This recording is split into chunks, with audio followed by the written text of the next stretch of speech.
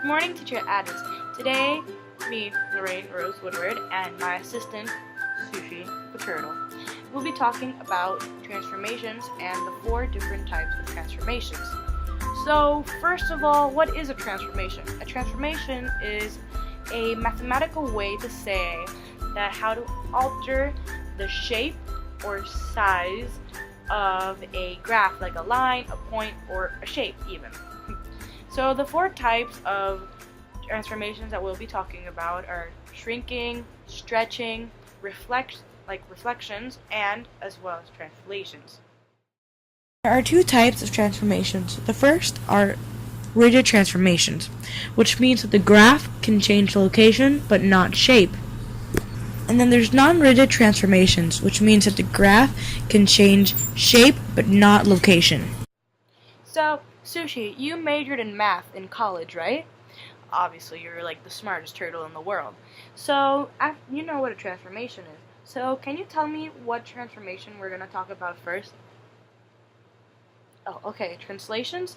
So, can you help me with this one? A translation is a term used in mathematics to talk about a transformation that just moves the shape from one location to another in the graph. So, what doesn't it do? It doesn't shrink, it doesn't make it bigger, it doesn't alter it in any other way. It just moves it from one location to another.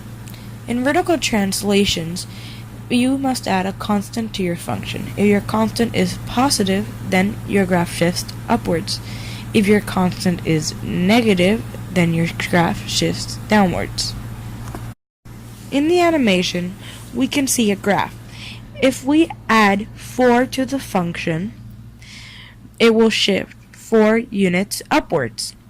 Inversely, if we add -3 to the graph, it will move 3 units downward. In horizontal translations, you subtract the constant from the x-coordinate in a function. If you subtract a positive constant, it moves to the right. If you subtract a negative constant, it moves to the left. Remember, negative and negative is to the left. Positive and negative is to the right. Look at the animation. If you look at the graph, you can see that if you subtract -a units, the graph will move a units to the left. Inversely, if you subtract +a units, the graph will move a units to the right. Sushi's favorite type of transformations are reflections because she loves looking in the mirror, like right now. So reflections are basically everywhere. They're in all reflective surfaces. So in a graph, how do you do a reflection? You take a shape and all you have to do is, as the name implies, reflect it exactly the same on the points on the y or x-axis, depending if you multiply the function by -1 or the x-coordinate by -1. Right, Sushi? You smart little turtle. Reflections across the x-axis, it's that you multiply your function by -1. It'd be the same thing as if my friend Kitty here would look at his reflection on a lake. It's like having a mirror on the x. Look at the animation. The whole entire function is multiplied by -1, so the graph is mirrored on the x-axis. Reflections across the y-axis, you multiply the x-coordinate by -1.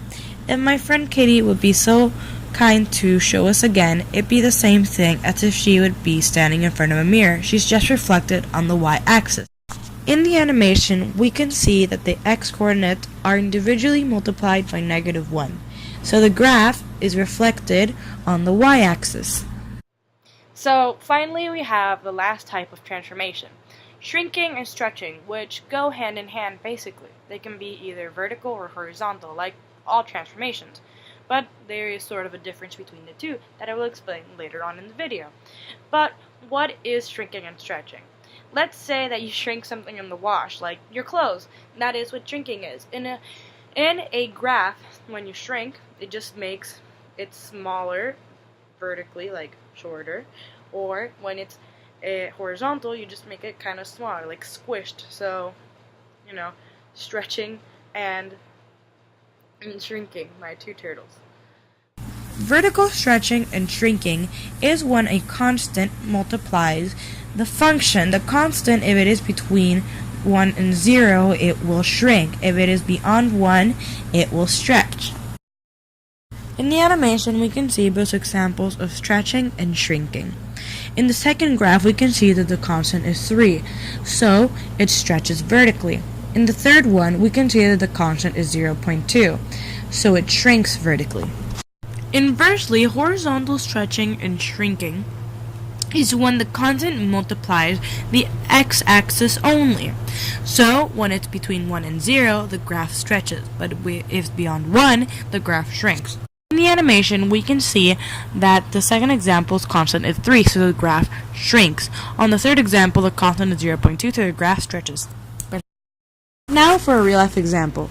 Imagine you're selling math books. The profit that results from selling math books after September 1st can be described by the following equation, where X is the number of weeks after September 1st. However, the publishers were 1 week behind. So does that mean that you have to do all that work again? No! All you have to do is move the graph horizontally. What type of transformation is that?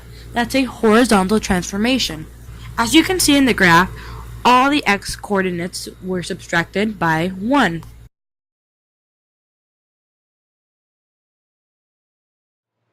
Now, transformations have real-life applications. So let's change from my smarty pants turtle Sushi to my super cool sporty turtle Maki. She's a real fun time in my opinion. So, Maki, you know when you're doing those cool motorbike stunts on your cool tiny turtle bike? Well, you know you change your position so that you can have a better result? Well, what do you call that? What type of transformation? You say that's a vertical translation? Well, you're wrong. It's actually a horizontal translation. But good try. So, I hope you enjoyed this video about transformations of functions with all the translations and reflections, and I hope you enjoyed the visit of my beautiful turtles that have now gone to sleep. Thank you for paying attention.